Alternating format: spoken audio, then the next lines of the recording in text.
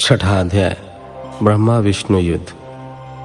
नंदिकेश्वर बोले, पूर्व काल में श्री विष्णु अपनी पत्नी श्री लक्ष्मी जी के साथ शेष शैया पर शयन कर रहे थे।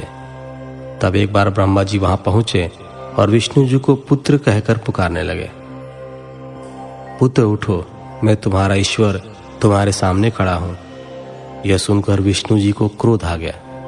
फिर भी शांत रहते हुए वे बोले, पुत्र तुम्हारा कल्याण हो, कहो अपने पिता के पास कैसे आना हुआ। यह सुनकर ब्रह्मा जी कहने लगे, मैं तुम्हारा रक्षक हूँ, सारे जगत का पितामह हूँ, सारा जगत मुझ में निवास करता है।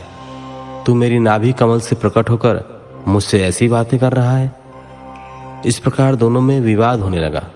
तब वे दोनों अपने को प्रभु कहते कहते एक दूसरे का वध करने को तैयार हो गए। हंस और गरुड़ पर बैठ दोनों परस्पर युद्ध करने लगे। ब्रह्मा जी के वक्षस्थल में विष्णु जी ने अनेकों अस्त्रों का प्रहार करके उन्हें व्याकुल कर दिया। इससे कुपित हो ब्रह्मा जी ने भी पलटकर भयानक प्रहार किए। उनके पारस्परिक आघातों से देवताओं में हलचल मच गई। वे घबराए और त्रिशूलधारी भगवान शिव के पास गए और उन्हें सारी व्यथा सुनाई। भगवान शिव अपनी सभा में उमा देवी सहित सिंहासन पर विराजमान थे और मंद मंद मुस्कुरा रहे थे। सातवां अध्याय शिव निर्णय। महादेव जी बोले, पुत्रों मैं जानता हूं कि तुम ब्रह्मा और विष्णु के परस्पर युद्ध से बहुत दुखी हो। तुम डरो मत, मैं अपने गणों के साथ तुम्हारे साथ चलता हूं। तब भगवान शिव अपने नंदी पर आरूढ़ हो देवताओं सहित युद्ध स्थल की ओर चल दिए। वहां छिपकर वे ब्रह्मा विष्णु के युद्ध को देखने लगे।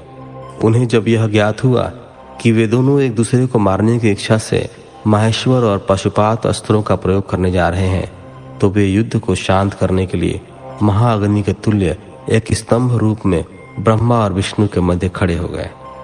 महाअग्नि के प्रकट होते ही दोनों के अस्त्र स्वयं ही शांत हो गए।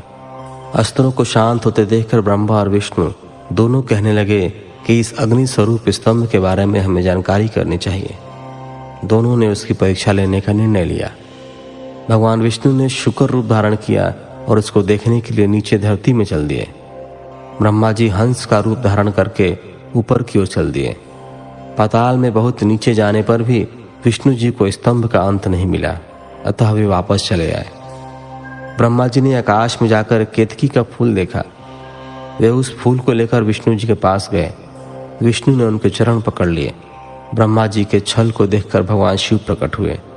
विष्णु जी की महानता से शिव प्रसन्न होकर बोले, हे विष्णु जी, आप सत्य बोलते हैं, अतः मैं आपको अपनी समानता का अधिकार देता हूं।